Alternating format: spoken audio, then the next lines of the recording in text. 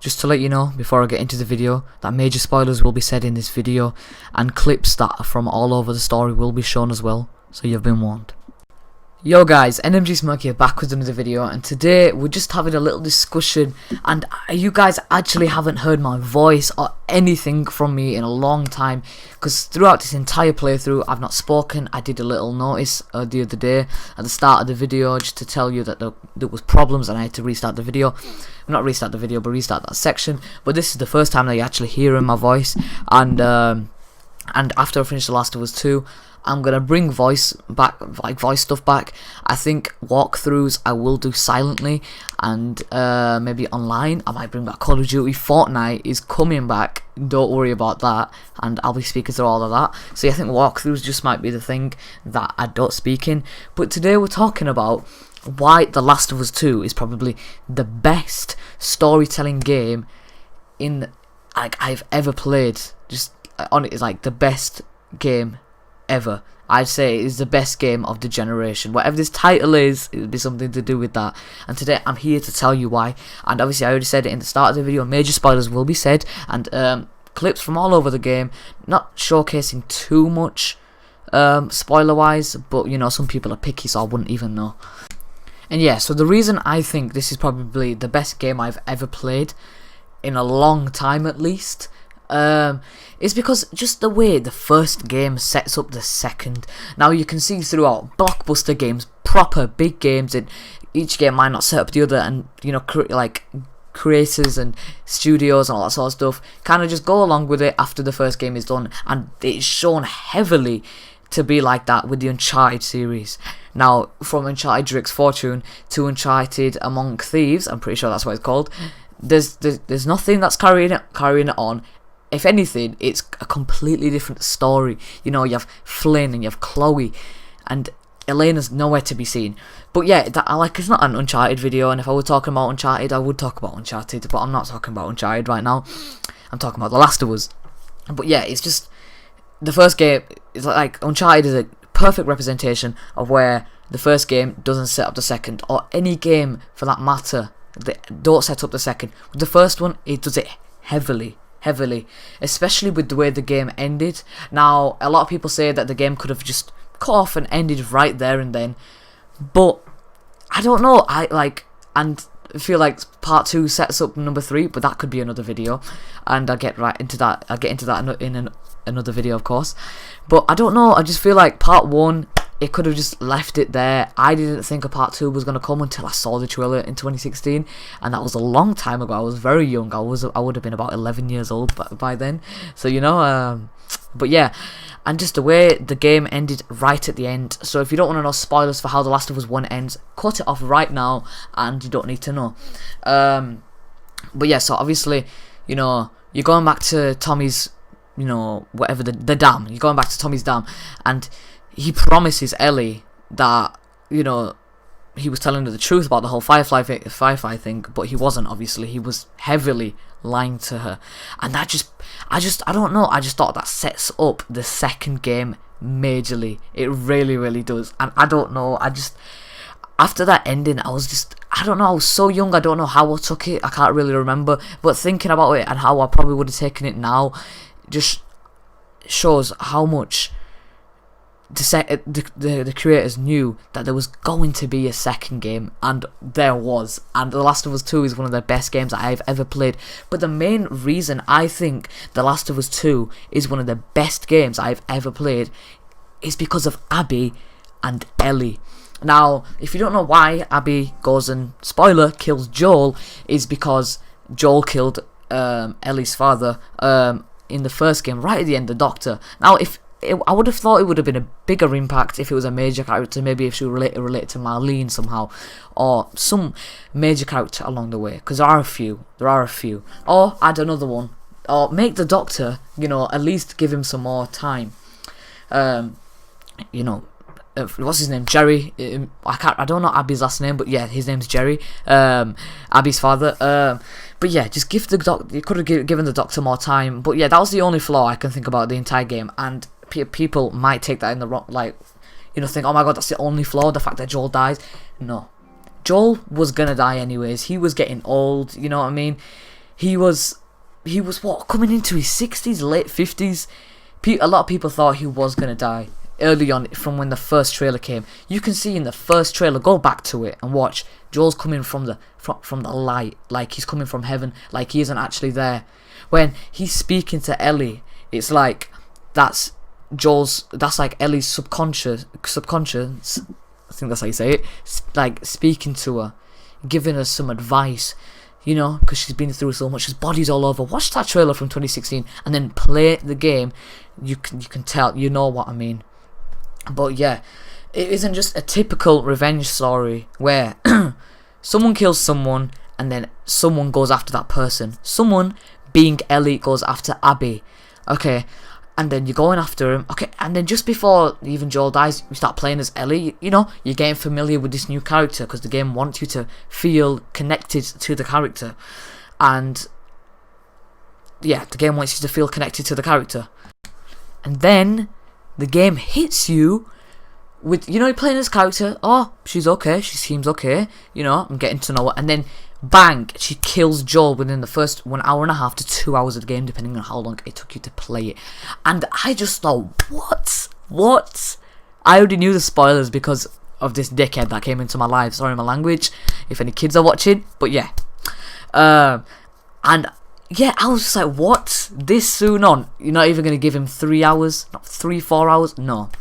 An hour and a half it took me. I'm pretty sure it was like 1 hour and 33 minutes or something like that. Something ridiculous like that. But yeah, and that is obviously a flaw to the game. But and what I'm about to tell you is just why it's the best game I've ever played. Okay, and it tops Joel dying. It tops everything. When you have to play, after, I'd say how many hours? 10 hours of playing as Ellie. 10 hours of playing as Ellie. And then it turns it around. Ellie stops looking for Abby. And then Abby finds Ellie at the movie theater. And you're just thinking, what's going on here? Shoots Jesse, about to kill Tommy, and it leaves it there, and it brings you back into a flashback, which you are watching right now. I just thought, wow. And then you have to play as, I mean in a good way, and then you have to play it as what's her name? Abby. Sorry if I click my fingers sometimes. You have to play as Abby for what? Depending 4 to 7 hours, depending on what difficulty and how long it takes you.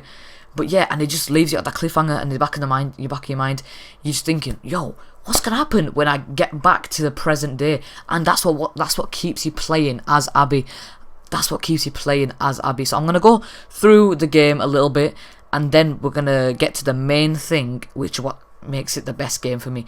So yeah, you're playing as Abby and all that sort of stuff, and you're thinking, oh yo, what's gonna happen, and it keeps you playing because, you know, you feel like you need to know, you feel like you have to know, you feel like you can't just watch it on someone else's screen, you have to figure it out yourself.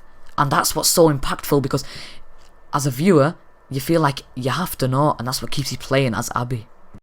And as you do, you're playing for 7 hours and you're gonna gain some feelings for the character. It's inevitable.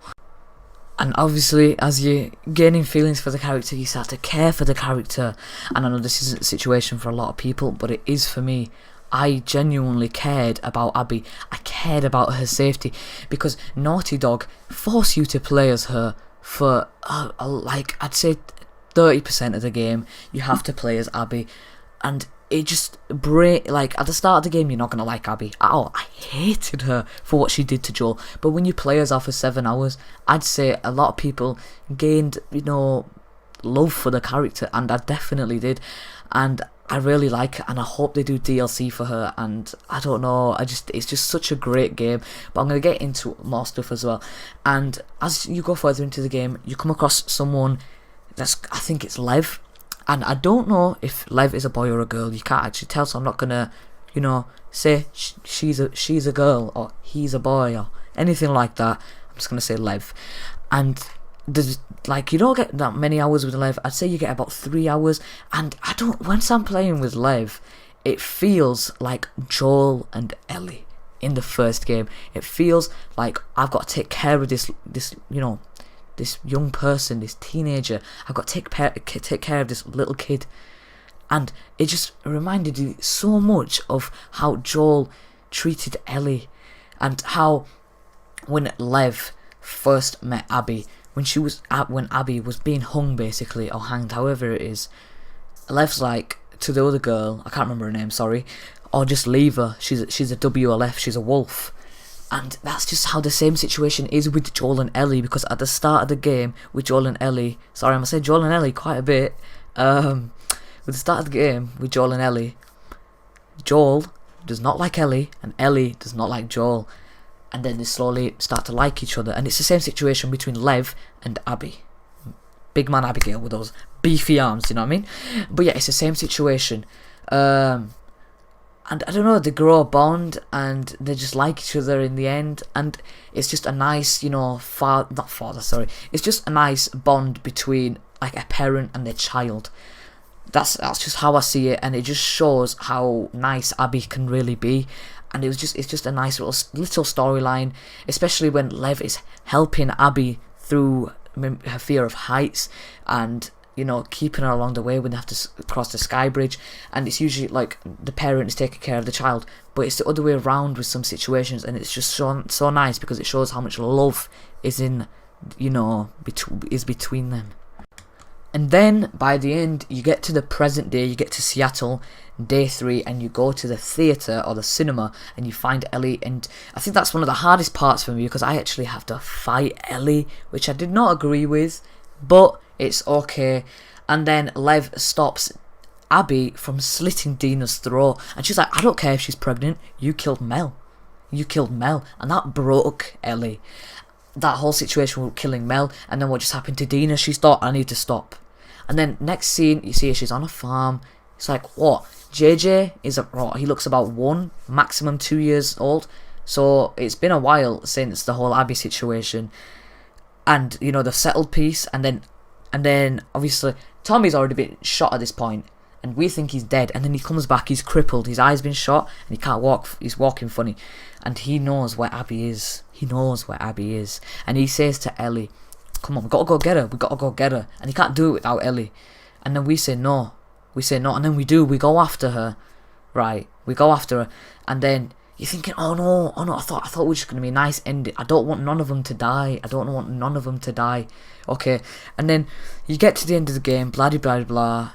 Abby is captured by the Rattlers? The Rattlers. It's a new group. There's WLF, there's the Seraphites, and now there's the Rattlers. And so you find her, and she's absolutely skinny. She is skinny. She's got basically no hair on her. She's sunburnt. She looks awful, and she's beaten. She's absolutely beaten. And then Ellie tries to drown her, and then she sees like an image of Joel in her head whilst Abby is under the water. And then she's probably, and then a lot of people think, oh look, if you're thinking of Joel in that situation, it just makes you want to kill Abby more. But no, that's not the situation, and I thought that at first. She saw Joel and she thought, you know what, he wouldn't want me to do this. He wouldn't want me to do this. And then they're killing each other, okay, basically, just before that. And this is the reason what I'm about to say is why I think this is the best game I've ever played, is you don't want neither of them to die. Like in a revenge story, you want that person to die, the person you're going after. This situation, I've seen Nick A30 play it. Big up Nick A30, okay?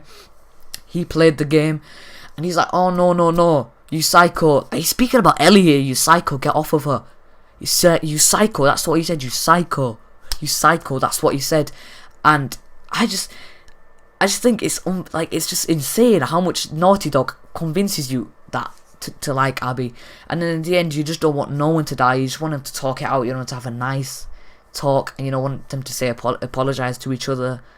And I don't know, that's why it is the best game for me. I've been talking for 15 minutes, and I hope if anyone's actually watched this to the end, I hope you've really enjoyed it.